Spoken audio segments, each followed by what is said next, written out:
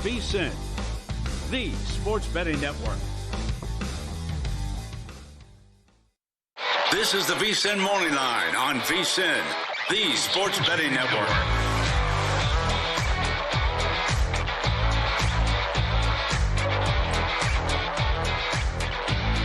Good morning, happy Wednesday, and welcome into the VSiN Morning Line, getting you ready for the day with all things sports, betting analysis, breaking news. We got it right here. Here's what's coming up on the show today. We got three guests for you. Zachary Cohen joining us at 8:30 Eastern with an NBA betting breakdown at 9:15. Adam Burke, our usual Wednesday guest, joining us with an MLB playoff update and his best bets for the NFL and college football. And Danny Green joining us at 9:30 Eastern with an NBA season preview. Coming up in this hour, we are recapping our Tuesday bets, getting into the latest NFL news as this NFL trade deadline looms closer.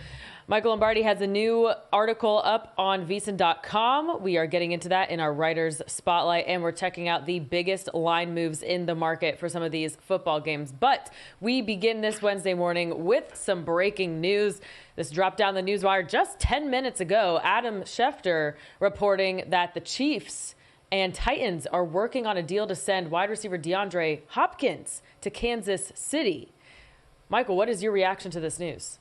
Well, I mean, look, Hopkins has got incredible eye-hand coordination, but the Chiefs are not a fast team right now. Now, I know they have Xavier Worthy on their team, and he can really run fast, but their receiving core is not very good with Smith-Schuster, who, couldn't even make the New England Patriots team out with a hamstring. Sky Moore's been really no way that he's had any impact. So I think it gives someone more reliable to throw the ball to. But look, this is a guy that has no acceleration, no burst down the field, but he's incredibly talented in terms of jump balls and into traffic.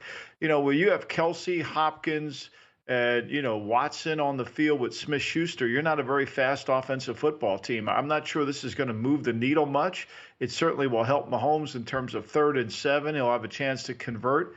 But to me, what they lack is that explosive take it off the top. Rashid Rice isn't coming back, and obviously either is Hollywood Brown. So to me, it's a move that doesn't really move the needle. Their most talented player in terms of making plays is Noah Gray. I mean, Kelsey can't run anymore. I mean, you could see it on the tape. So I think this is really just a Band-Aid on a very big wound. I would say that the Chiefs got better with this move. Obviously not too much better because DeAndre Hopkins is not the same DeAndre Hopkins that we used to know from the Houston Texans. He wasn't even the same if you compare him to how he was with the Arizona Cardinals. But something leads me to believe, Michael, that if DeAndre Hopkins is going to play his best version of football now, it is going to come with Patrick Mahomes. And I think even that in itself, having another reliable wide receiver out there is only going to help him. I mean, if Juju Smith-Schuster can go out there and have productive games, why couldn't DeAndre Hopkins? And so it just leads me to believe that once again, the Kansas City Chiefs just got their team better, and they have to be the favorite to go back to the Super Bowl. And for those who don't want to see a three-peat, unfortunately, in my opinion, probably have to be the favorite to win the whole thing. You have Andy Reid coaching this team, and week after week after week, this team finds a way to win football games. And now you give Patrick Mahomes another person he could rely on, maybe not the greatest wide receiver in the world, but another person he could potentially rely on, Grace. It just seems like they're just going to get stronger week by week, and unfortunately for everybody else in the AFC and the entirety of the NFL.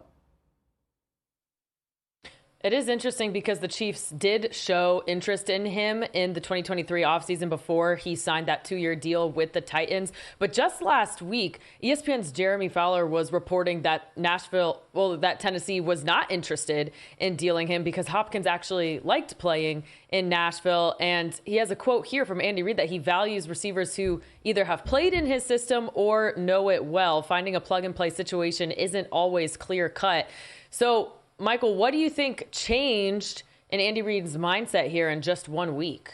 Well, I think the fact that he watches his team play. I mean, he needs a dependable receiver. What Harrison said is true. I think, if you can make Smith-Schuster look better, he can make someone else. But they need someone who gives them a little bit more continuity, a little bit more reliability more than anything. And look, Hopkins, he was targeted 21 times in Tennessee. He had 15 catches. He averaged 11.5 a catch. he got 10 first downs for him, which is important. I mean, considering that Calvin Ridley has only 12 catches on the team, and yet he's been targeted 36 times, shows you how bad their offense is there. I mean, Hopkins is like an inside receiver. It's going to be hard to have him on the field with Noah Gray, Kelsey, and then Hopkins, because you're really slow. And I think Harrison's point about they're now the favorite to win, I don't see that. I think they got slower because Baltimore can cover these receivers. Baltimore's going to have trouble covering Mike Evans. They're going to have trouble covering Godwin, explosive guys down the field. But to me, Baltimore's not going to have any trouble covering these slow receivers that Kansas City has. They're going to need to make another move at some point. But look, Hopkins is making good money. It's going to take a lot of cap room to bring him on. I just think that Andy probably had no alternative and he needed a veteran presence. Michael, I assume at some point before the show is over, we're going to hear the actual contract details. As of now, we just know that DeAndre Hopkins is going to be a Kansas City Chiefs. Can you predict details are, what that deal is going to look like? Well, they're either paying the salary or the Chiefs are. I don't think the Titans are going to pay the salary. There's really no contract details. I mean, the guy's on the cap. And you're going to take his Excel. I think he was making $10 million of Tennessee money on their cap. So you're going to take that over. They have enough cap room. I mean, right now the Chiefs will be able to. They have $4.1 million of cap room. I'm sure they can manufacture a deal with them to get it in there. But the contract is either they're going to pay some of it or they're not. But I think to me that there's nothing about the contract that's going to change. Hopkins is due to make $8.2 million this year. And then it's just a compensatory draft pick, correct? Excuse me, I'm sorry. What about draft pick compensation? Fifth rounder? There we go. Yeah, well, I don't know what that the could turn into a compensation is. I can't imagine they're paying very much in terms of compensation. But to me, the other thing that they got to handle is he's got $1 million of per game roster bonuses in his contract, and they're going to have to figure out a way to get around that for their cap because they can't really absorb the $8.2 million. They're going to have to get around that a little bit, and then that roster bonus, which are likely to be earned, are also part of the deal. So, and he's got $4 million of his base salary that are already guaranteed. So I'm sure Tennessee, depending on what the value of the trade is, going to have to probably take some of this cash and pay it out. I'm sure we'll get more details as the morning continues, and we'll update everyone as we get that new information. But more news to get to today, and that is last night, a new season tipping off in the NBA. The new look Knicks, their players calling this one against the Celtics a measuring stick. Well, Harrison, I'm sorry. The only thing that was measured there is how many records can you break against this New York team. Celtics hit 29 three-pointers, and they were just hurling them up at the end of the game there. Man, how you doing today, pal? You sure you don't want to talk about DeAndre Hopkins a little bit longer? I'm sure there's other angles that we can look at this. We don't have to necessarily talk about the Knicks. Oh, my goodness. It was a rough one to watch last night. That is for sure. The Celtics were absolutely on fire. Josh Hart said it after the game that the Boston Celtics should be drug tested because he ain't seen nothing like it. They were spectacular. Oh, my goodness gracious me. I would say this. It is just one game. It is a season opening game, but there's a couple of things that I am worried about, not just for the Knicks, but the entirety of the NBA. Number one, it might be true. Jason Tatum not getting any playing time in the Olympics, not playing well in the NBA Finals last year. Jaylen Brown not getting named to the Olympic team really might be motivation for a team that's already won an NBA title. And the last thing you want is an NBA champion to come into the season with motivation. Usually they don't have motivation. This is why we've had new champions every year since 2019. And then I would also say this as I was watching the Celtics play last night and hit three after three after three after three. I don't think anybody could do what the Celtics do. Have five players out on the three-point line that could also play defense. And we saw the Knicks this past offseason try to emulate that with the Karl-Anthony Towns trade. And it's just one of those things where, yeah, they might be able to play better that way, but can you actually do it better than what the best team does? And we see it all across sports, and Michael, maybe you could discuss this in terms of the NFL as well. When one team perfects a system, you try to get the copycats to emulate them, but nobody could be as good as the original. it might even be better to just go against the grain instead, as opposed to trying to copy what the champions accomplished the previous season.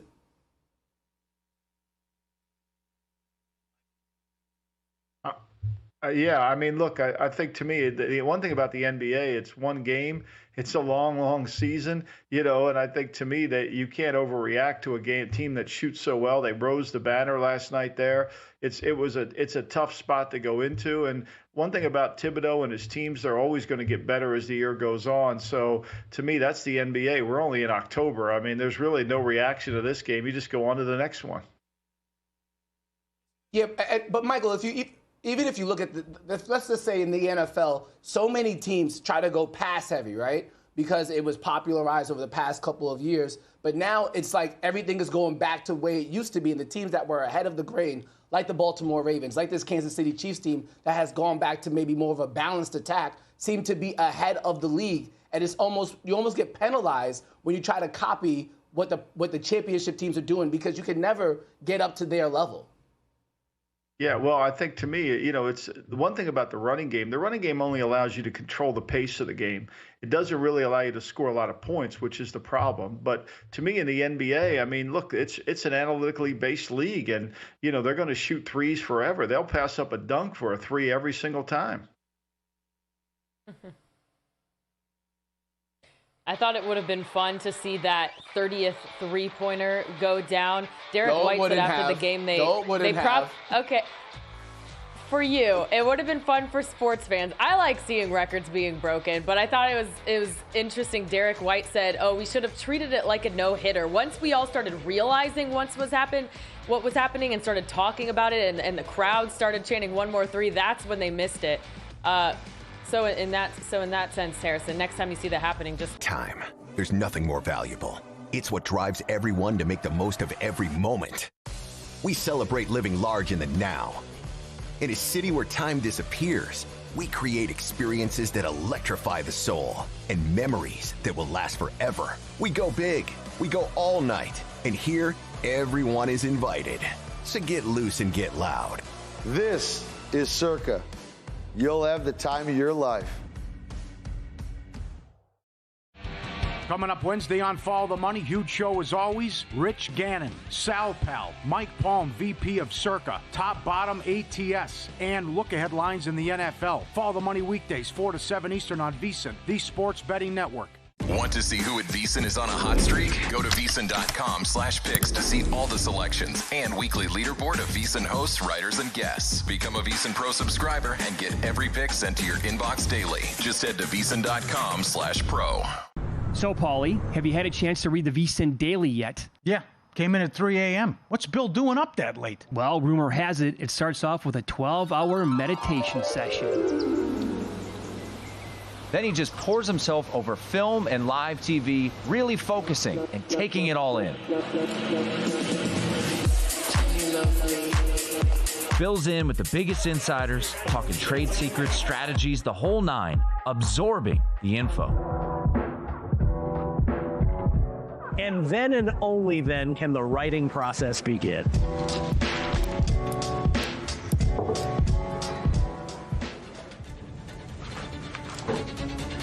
In Las Vegas, Bill's Late Night becomes your early morning. Wake up to the very latest betting insights in your inbox with the VSiN Daily. Sign up for free at vsin.com/newsletter.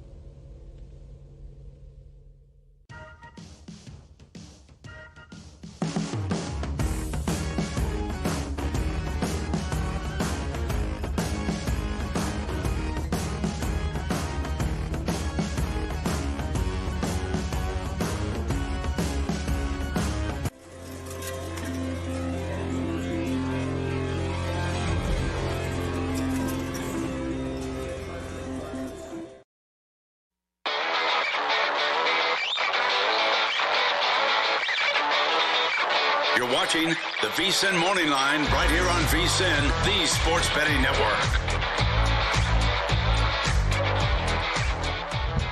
Well, whether you're an NBA fan or just a general sports fan, or maybe just a fan of family, we all got the moment we were finally waiting for last night. LeBron and his son, Bronny James, hitting the court for the first time in NBA history as a father-son duo.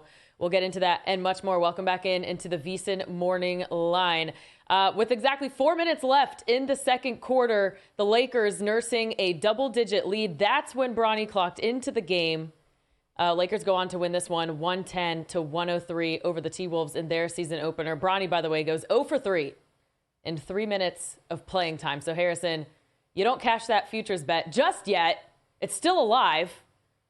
But, yeah, LeBron, he had a chance to set up his son for the assist there to cash your plus 250 play. But, yeah, quite the conversation topic on yesterday's show. Harrison, what did you think of this last night? Unfortunately, it did not happen, but there's still an opportunity for it to take place. If to Michael's point from yesterday, I will say this. It did seem somewhat choreographed, right? For LeBron to get in there, 4 minutes left in the second half. They're up by double digits. Harrison, it's worldwide wrestling. I mean, seriously. You might as well just put Vince McMahon on the court. That's what it's become. I mean, it's a comedy. The guy doesn't belong in the NBA. It's a joke. And look, he's one of the greatest players in the history of the sport. I'm not going to deny that, but he's used his influence to get his son into the NBA, who's not ready to play in the NBA, and now we're drawing coverage to it to watch him go 0 for 3. Hell, he scored 4 points at USC. I mean, come on. I mean, really. And now we're spending time talking about it. Like, this is absurd.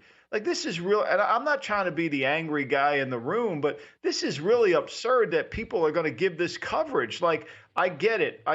Look, LeBron's taken such good care of his body that he can play long enough that his son can join him. I get it. And I appreciate him. And I think he's a great player. And there's probably going to be no one like him. But to me, Michael Jordan didn't force his son on the world. I mean, like, this poor kid has got to come out there and try to show everybody. And we all know he's not good enough to play in the NBA. I have a hard time understanding how the players on the Lakers don't see through this, right? Like, are you kidding me? He's taking up a roster spot for somebody else? To they be probably fair, do see to be through fair, it, but they're just playing the game. It's worldwide wrestling. You're playing the game, it's worldwide wrestling. Even if it is worldwide wrestling, sometimes when I watch wrestling, even though I know it's not real, I still might enjoy the storyline. I still might enjoy and you're entitled to what enjoy I see it. out there on the TV. Enjoy it. Just for somebody like me who sees through it, like, this is a comedy. Like, don't tell me that this kid is able to play in the NBA, and to me, there should be an asterisk next to it. I mean, he didn't even make all conference in high school. I mean, I can read you texts from NBA scouts I get. I forget this. ESPN's the one who promoted him up to the top players. I'll read you texts from scouts in the NBA that, like, this is a joke. You know, and he went to USC. That sounds like a fun bit. Unfortunately, he had that heart condition, and hopefully he's healthy from that. But to consider him an NBA player, if his name was Harrison Sanford, where would he be? He'd be playing in Europe. To be fair, he was a McDonald's All-American. When he was at USC, he had the cardiac arrest. Emotional. He was never that good in high school. He never was. I mean, look, he didn't even make All-State. It wasn't even in his All-County. It's a comedy. It's all just a propaganda campaign that everybody's buying into because the worldwide leader keeps pushing it because they're pushing LeBron. And we're spending time on it, and it makes no sense because whether you can bet him or not, like, to me, the dumbest thing people could do is bet for him for Rookie of the Year. Like, I urge anybody who has the urge to bet him for Rookie of the Year, just go give the money to St. Jude's. It's a better donation than donating it to the books. That kid's not going to win Rookie of the Year. There's no chance. He's not going to play. He's going to be in their G League team. So give it to the poor kids in Memphis. Give it to St. Jude's. Help somebody out instead of donating to a stupid idea because you're getting promoted by this ridiculous concept. It is a foolish bet, 100%. No. It's a foolish bet to bet Bronny James to be Rookie of the Year for sure. Donate it somewhere else. You can give it to me if you like as well. That I agree with you on that point. But I will say every single year in the second round, there are a bunch of quote unquote bad draft picks. Draft picks that you just do based on potential. It could be a player from overseas. It could be a player from a smaller college, and you don't know how it's going to pan out. If he pans out, it's not a bad deal. It's not bad for business for the Los Angeles Lakers. And he's got to pan out. He's got to have talent to pan out. Look, how many kids that average 4 points in college that are going in the second round? Now, he got a guaranteed deal because of his father. You think he would have got a guaranteed second round deal if his name wasn't Bronny James? Of course he would. No. He got it because of his dad. I get that. He would have never got a deal. To me, that's part of the lesson, though. He would have gone back to USC. That's the lesson old Pops. That's the lesson old Pops is teaching him. Is if you make enough money and reach enough status, you can get whatever you want. That's what Bronny learned here. That's what it is. I mean, look. How many more times are you going to make LeBron James the general manager of the team and not win? I mean, seriously. He's the GM of the team. When he's controlling this, you might as well let him just run the team. And, I know they beat the Timberwolves last night, but when we talk about this in April, you think they're really going to be a good team in April? I don't think so. I will say, regardless of the outcome, and I understand the angst towards Bronny making it to the NBA or having an NBA roster spot. Trust me, there are a lot of NBA veterans who are not playing in the league anymore who are not happy about it. Totally resonates with me. I understand. However, if we just go back to that moment last night with 4 minutes left in the second quarter, and Bronny and LeBron James are standing there about to check in. I still think, regardless of the circumstance, regardless of how quote-unquote fixed it is, still a dope moment for anybody who has a child who believes in family. It's still, there's a bunch of people who are able to have advantageous positions in life because of their fathers, because of their mothers, because of their family history. Yeah, Bronny just happens to be another one of them. Here's the difference. I have a son who's been an offensive coordinator in the NFL. He's an offensive coach at the 49ers. I have another son who's a quarterback coach at Oregon.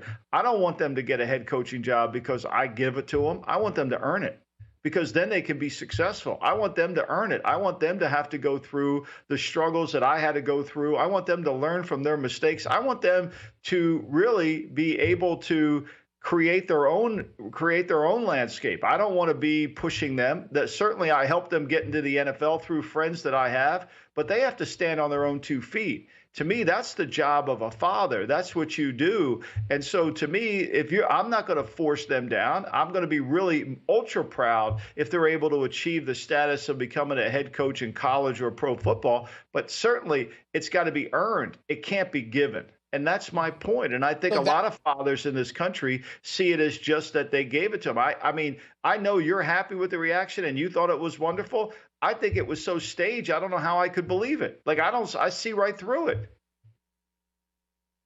I understand that sentiment, but it's not as if Bronny doesn't have something to earn.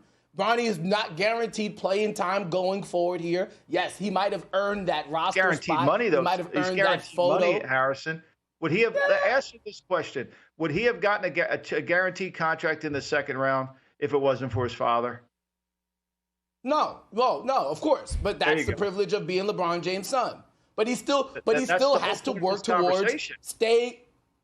But he still has to work towards staying on the roster. He still has to work towards his own set of basketball accomplishments. You really think they're going to cut him?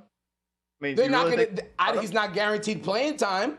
Going forward, he's not guaranteed an inkling of playing time. After they had this hallmark moment, then they're going to ship him to the G League, and hopefully he gets better. For sure. I mean, he can't shoot. I mean, he couldn't shoot at USC. He's not a good shooter. There's nothing wrong. There's nothing wrong with the G League. My point, it's unfair to the kid. It's unfair to this poor kid to put this much pressure on him. That's, to me, as a father, I think it's unfair to the kid. I think let the kid live his life. I can understand that. I can understand that. It is a lot of pressure to put him in the spotlight. You saw last night, even after the game was over, he had the post-game interview on the court with Taylor Rooks. So I could understand, there's a lot of pressure there. But again, pressure is also a privilege. And he has the privilege and the opportunity here to be somebody. It's the fact of the reality. And I don't think we could be upset because he has a special privilege. It's not his fault. Well, it's not his fault. I'm not blaming him. I'm blaming his father and the worldwide leader. That's who I'm blaming, who created this story. Because why? Because we live in a world where if you create a story, you'll get clicks. And we just spent a whole block talking about it when it has no real relevance on anything that has to do with the sports world. They achieved what they wanted to achieve because they lure people. This feels like a nicer version of the LeVar Ball family situation. Yes. You know, they both earned their way into this situation in a way. We'll talk about it more, but coming up next, we got to get back. And they're off.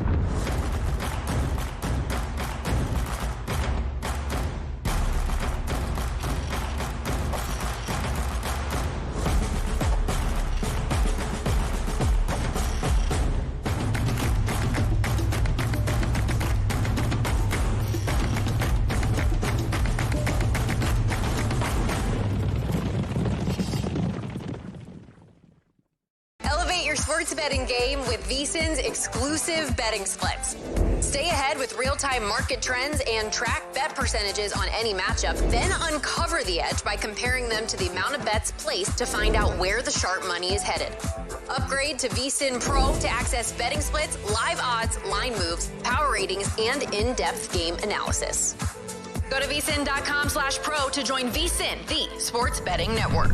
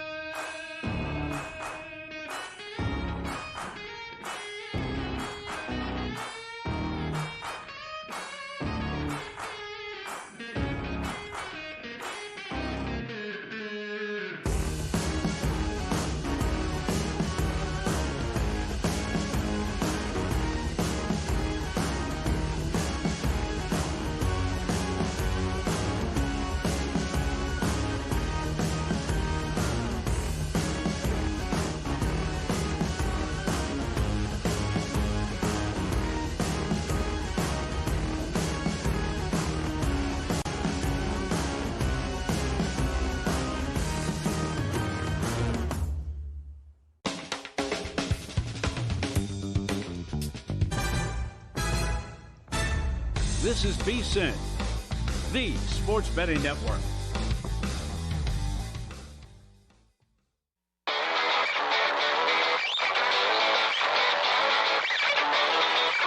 You're watching the VSiN Morning Line right here on VSiN, the Sports Betting Network.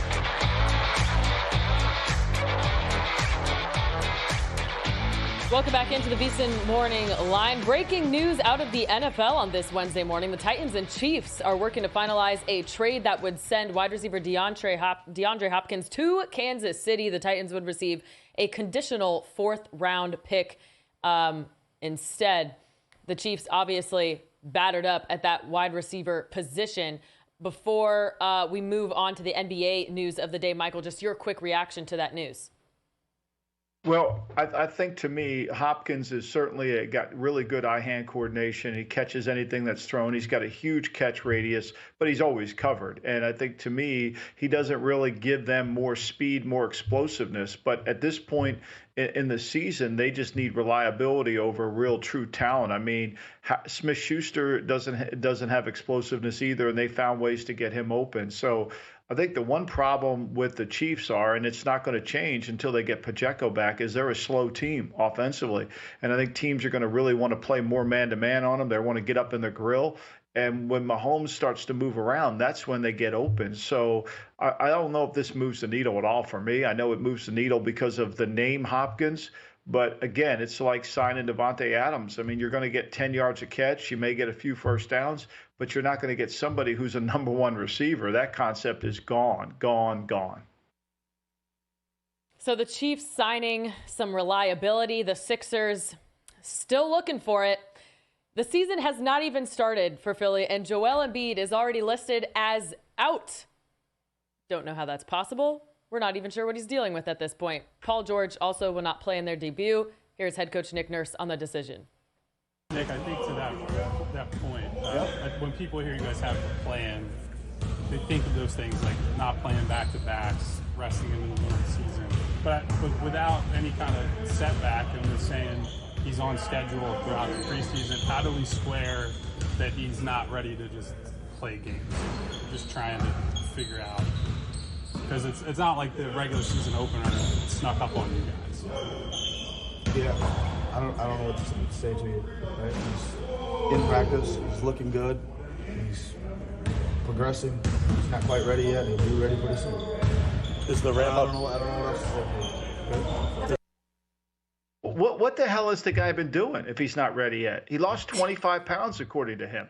Like, what the hell has he been doing? Like, this is, to me, is like anybody who wants to jump on the 76er train and think that this is exactly how you win championships with players like this, you really have no clue about what it takes to win a championship in any sport. You really don't. You have no clue. You probably don't think momentum exists. You think you can rest a guy until April and think he's going to play. I mean, it's really a comedy. I mean, Nurse can't even defend what he's doing. I mean, and I like Nurse. I think Nurse is a really good coach, but he can't even defend it. The guy comes to the camp and says, I've lost 25 pounds. You know, I'm really good in shape. I really worked hard. And then he turns around and I can't play in the opener. I'm still progressing. Well, I mean, you know, I thought Kevin Durant said it best. You're paid to play 82 games. Now, look, I'm not trying to get him to play, but here's his offseason so far. I've lost 25 pounds. I'm not playing back-to-back, and I'm not ready to play yet. Though that really speaks to a guy who really is dedicated to his craft, who really wants to win. It's a joke. I mean, you can defend him, Harrison, all you want, but let me say this to you, and I'll make this very clear. They will never win with him at center. They haven't gotten past the second round. They will never win, and he will never win a title, ever, ever, ever. He will never make it to a conference final. I totally understand that sentiment. If you've been a Sixers fan and you've watched Joel Embiid in the playoffs on a habitual basis, he's always hurt in the playoffs, and it's a damn shame. It's a damn shame because the guy is mighty good when he has an opportunity to actually play out there. In my opinion, he might be the best player in the NBA if he was actually healthy. Unfortunately for him, unfortunately for 76ers fans, he's just never healthy when it actually matters. I will say this. I don't know if I could put all of the blame on Joel Embiid. I think there is just a mistake here by the 76ers, their front office, their PR team. Why not just be honest? Why not just keep it real with the fans and the fan base and frankly, also NBA bettors. Let us know what the actual injury is, because I can't believe that he's not ready to play. Harrison, there is no injury. But that's my thing. How could there not be no injury? You want to know the injury? I'm going to give it to you. Laziness. We're protecting him from getting hurt. That's the injury. You want to know the injury? There it is. I'll give it to you. It's called laziness, and we don't want to play him for fear of him getting hurt. He was over in Europe. He played in the Olympics. There's been nothing that's happened since he played in the Olympics that you would classify as an injury. So there is no injury. There's no reason for them to tell you. I'm going to tell you what's wrong with him. He's lazy, and they're protecting him. That's the thing. I don't know what else you need to know. Like, there's nothing else to know on this. That's what he is, and it's going to continue that way. Look, Jeff Van Gundy said it best. He said it best. You have to have a team where your best player sets the intolerance for anything that gets in the way of winning. This guy gets in the way of winning every day. Like, you cannot show me, there's no case ever in point where there's ever been a player who is supposed to be the leader of the team, the best player on the team. Go through it all. You think Larry Bird would do this? You think Michael Jordan would do this? Like, tell me the great players. Tell me them. I mean, they're laughing at him. You don't think Barkley's sitting on TNT laughing at him? It's a terrible look. It's a terrible look. It's a terrible look. It's 100% a terrible look, and there's no running away from it. I would just like to believe that this cannot be all of the fault of Joel Embiid. It has to be something along the lines of there has to be something. I can't believe that nothing is wrong for him not to want to play. All right, let me take you up on that. All right, it's the 76ers. All right, here you just gave this guy millions of dollars, right? And if he came to you and said, I'm playing, what are they going to do? What are they going to do? I mean, Patrick Mahomes hurts his knee in a game, and he goes to Andy Reid and says, I'm playing. The trainer didn't want him to go back in the game. I'm playing. Now, of course, it was a playoff game. I get it. But I'm playing. Do you honestly believe that the guy who's the highest paid player in the league, who is supposed to be your superstar, if he walked into Nick Nurse or said, I'm playing, I don't care, they're going to play him? Of course, to me, channel your criticism to the Sixers into this. They're enablers. They enable him to do nothing. They enable him to be lazy. They enable him. Look, one of your best friends, Danny Green. He came on our show a couple weeks ago. We have him on today. Be great. But Danny Green told you last year would have a hard time keeping him in shape during the season. Why? Because they don't work during the season, because they enable him not to do anything. And if he can take the path of least resistance, he's taking it every day. Why don't you call Bill Self or call anybody at the Kansas program? They don't even recognize who the kid is, but they know who he is because they made him work hard. When he got to Philadelphia, it became a luxury place.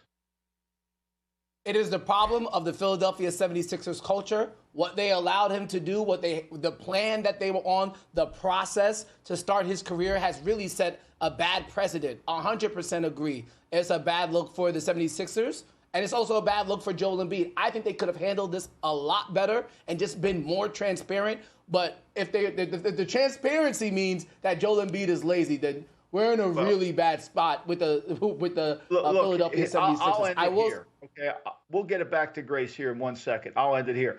Embiid can get away with anything he wants. The Philadelphia media is never going to get on him. He's got them completely captured. So he does. Me and Howard Eskin are the only two people that complain about this. Everybody else thinks he's going to be great. They all think it's going to be, even though they can't get past the second round. So to me, if he were in any other city where people said, wait a minute, what's going on here? He might get called out. But in Philly, they love him. Okay, we'll continue this conversation. But first, want to let everyone know that as the NBA season begins this week, the sports equinox is upon us. And with that comes a special deal over at VSiN.com. Sign up now and get a full VSiN Pro access to everything we do through May 1st for only $120. That includes daily best bets, betting splits with trends and analysis to make you a sharper bettor, plus all our exclusive betting content for the MLB playoffs, college football, the rest of the NFL season, March Madness, the NBA, and the NHL regular seasons, plus the NFL draft. That's a lot of content, all for less than $20 a month. Don't miss this limited time offer. Visit VSiN.com/subscribe to sign up now. That's VSIN.com/subscribe. Guys, I feel like when we're going over this Joel Embiid situation, it depends. What is the goal here? Is it to win a championship? Because from that perspective, whether you're the team or Embiid himself, he's accomplished all the things. He's won all the awards. And trying to play the full season hasn't helped him. So why not try something new here? Grace. 2018, when has ever a guy not played during the season and gone on to play great in April? I don't like it. I'm just... I know it doesn't make sense. 2018, 2019. Whoever thinks this is a good... This is we're hoping he's healthy. I mean, it's a comedy to leave it. 2018, 2019, Nick Nurse coached the Toronto Raptors to an NBA title. Kawhi Leonard only played 60 games in that season. Players, Harrison. Kawhi Leonard. That is also true. He's a big guy. Also true. Hurt all the time.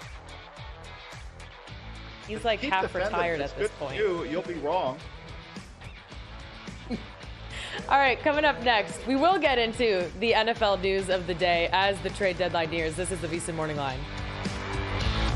In the heart of downtown Las Vegas, a sports oasis awaits. Stadium Swim, the ultimate outdoor amphitheater, built for the ultimate sports fan, with a colossal screen that brings the game closer than ever. Reserve a daybed, private cabana, or lounge in the center of it all. 6 pools to dive into as the game heats up. And the best part, there's never an off-season. Open 365 days a year. Stadium Swim, it's always spectator season. Wake up with Michael Lombardi, Grace Remington, and Harrison Samford on the VSiN Morning Line. I will say this. I told Brian Daboll the minute he went there, you got to get a quarterback. I don't know one thing that Jacksonville does well, and so I'm not going to make a bet with a team that doesn't do anything well. They'll cover all the top scores and stories from the night before. Keep you up to date on the news impacting betting lines. Plus, give you their picks for the upcoming action. The VSiN Morning Line, weekdays at 7 a.m. Eastern, right here on VSiN, the sports betting network.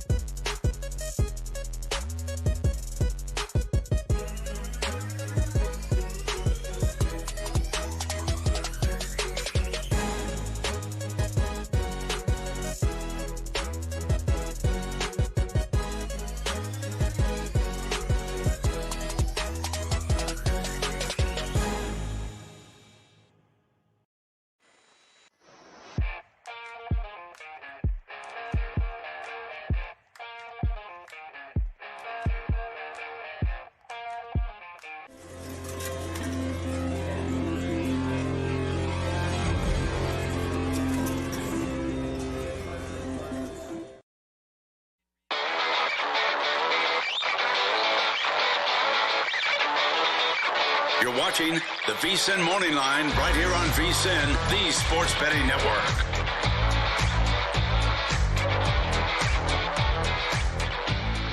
The NFL trade deadline is Tuesday, November 5th, so we are just under 2 weeks away from that, and teams are starting to make moves in the market. Welcome back into the VSiN Morning Line, where we are keeping you up to date on all the NFL news. The biggest one so far this week is the Rams. They are not protecting Matthew Stafford, and Cooper Kupp also drawing interest from several teams.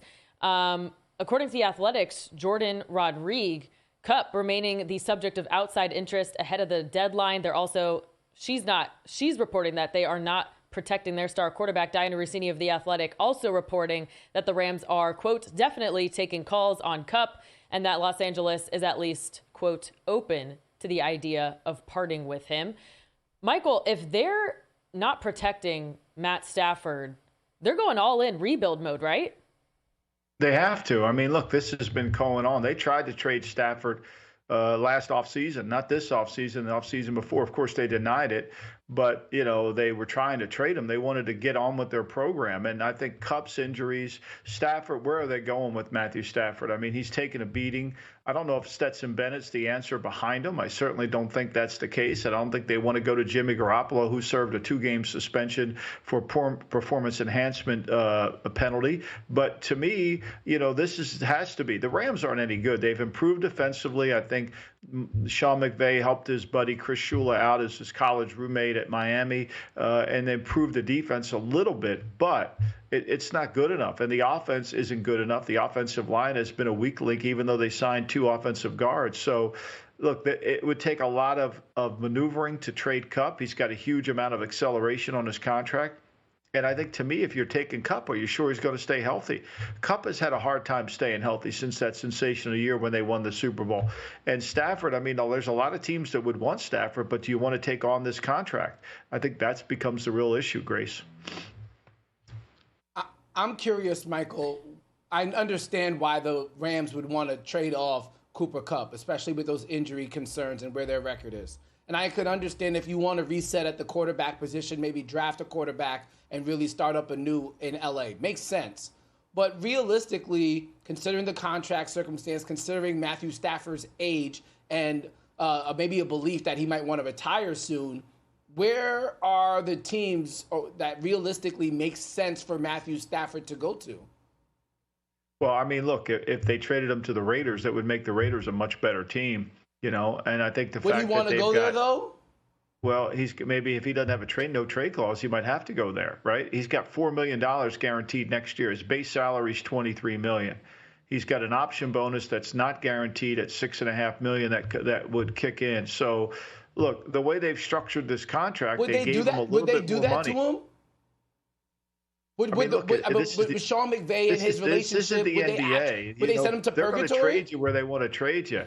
You know, and if the Raiders are if the Raiders are going to pay a 4th-round pick, I doubt if they're going to trade him. But if some team's desperate enough to think that a 37-year-old Matthew Stafford's going to carry you in the franchise, I mean, where are we going with this? He's 37. He's got 2 more years of a contract. He has $4 million guaranteed next year. That's all he has. He makes 20. Basically, he's going to make $50 million over the next 2 seasons. And he's got roster bonuses of $9 million. He's not really he's not that expensive. But the questions you have to ask yourself is, can he still play? I mean, the elbow's been a concern. He doesn't throw the ball as well as he used to, and he's taken a ton of hits. I mean, the other day on his bye week, he was on the Fox pregame show, which tells me he's getting ready for his second career. Yeah, that is exactly what I'm thinking. He's getting ready for the second career. I'm just going to go through the NFL teams here, and I'm struggling to find one that makes sense. Obviously not Buffalo. Miami, they seem to be locked in with Tua Tagovailoa. He's not going to the Jets. He's not going to the Patriots. He's not going to the Ravens. It doesn't seem like he would be going to the Steelers. He's not going to the Bengals. The Browns doesn't make sense from a financial standpoint. I guess you could make a case there. Not going to the Texans. Not going to the Colts. Not going to the Jaguars. The Titans at 1-5. It doesn't make any sense. He's obviously not going to the Chiefs. He's obviously not going to the Broncos. He's not going to the Chargers. And again, the Raiders at 2-5. What sense does that make? I go to the NFC. He's not going to Washington. He's not going to Philadelphia. He's not going to Dallas. At 2-5, I don't know if the Giants make sense there because, again, they're 2-5. He's not going to the Lions. He's not going to the Vikings. I don't think he would. I don't think that would make too much sense considering that where they are with Sam Darnold. Not going to the Packers. Not going to the Bears. Not going to the Falcons. Not going to the Bucks. At 2-5, does he go to the Saints? Doesn't seem to make a lot of sense there. At 1-6, does he go to the Carolina Panthers? Doesn't make a lot of sense there. Not going to the Seahawks. Not going to the Cardinals. Not going to the 49ers. So as much as they want to trade him, I don't understand where the hell is he going to go? It would make sense in Carolina. They don't have a quarterback, and they're going to draft one. But I think a lot of this makes sense. Why? It only makes sense. It only makes sense on what you have to pay for it. If they're going to give them away. If they're going to give them away just to get away from the money, then you could have 2 years of them and you could get your team back to at least respectability. Right now, there's no respectability in Carolina. I mean, they wouldn't make the final 12 teams in college football the way they play right now. So they have nothing. I mean, all the teams that need quarterbacks, you dismiss, but I think a lot of the coaches would rather, it's easy for us to sit here and say, does it make sense when you're a coach sitting in the building knowing you're going to get your ass fired if you don't start to win some games? Now, I think a lot of this comes really down to how much does it cost to trade for him, right? What is that cost? And I think ultimately, you're right. There's no way you would want to justify trading any high-level pick for a guy who's 38 years old and who's got injuries and he's probably going to retire soon.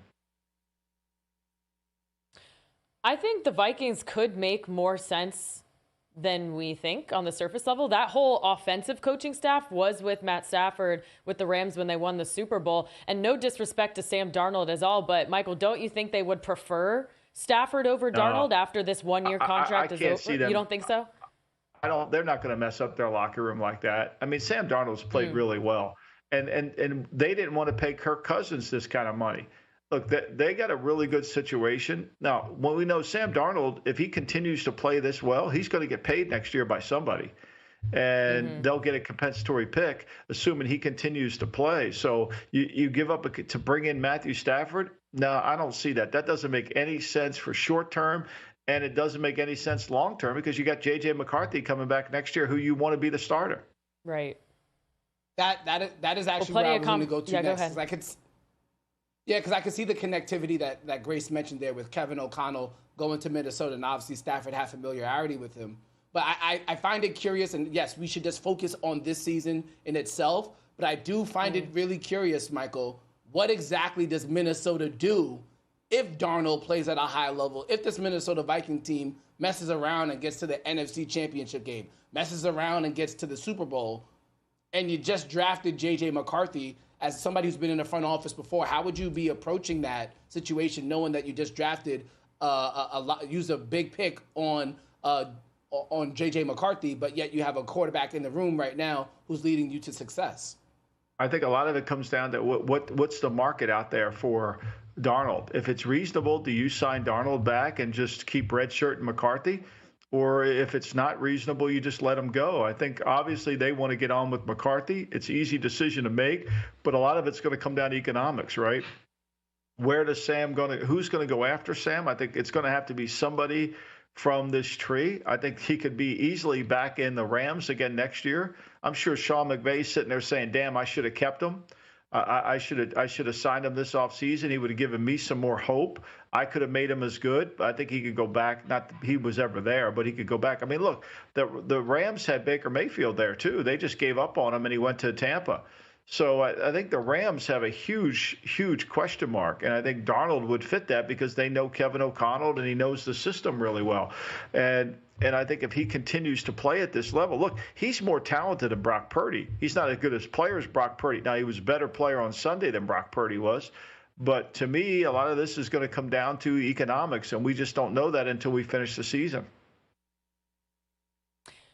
As we get into these NFL headlines, are you the type of player who's looking to get down $10,000 or more on an NFL line at the best price in the market? Or perhaps you're looking to get your in-game play instantly accepted Introducing SportTrade, the app that's going to change sports betting. -104 lines instead of the typical -110. Instant in-game betting and a concierge player service. SportTrade is perfect for those who want a premium betting experience. SportTrade is live in New Jersey, Colorado, Iowa, and now Arizona. Plus, it's coming to Virginia soon. Download SportTrade and use code VSiN to earn 10% cash back on each wager in your first week. Terms apply. You must be 21 years or older to play. If you or someone you know has a gambling problem and wants help, call or text 1-800-GAMBLER. All right. Coming up on the other side, we're going to get into more NFL news here. By the way, we've been talking about the Rams. Might as well keep that conversation going. Puka Nacua has been designated to return from the injured reserve, has only played 25 snaps this season, but his 21-day practice window has now been opened. We'll be getting into all that and more on the VSiN Morning Line.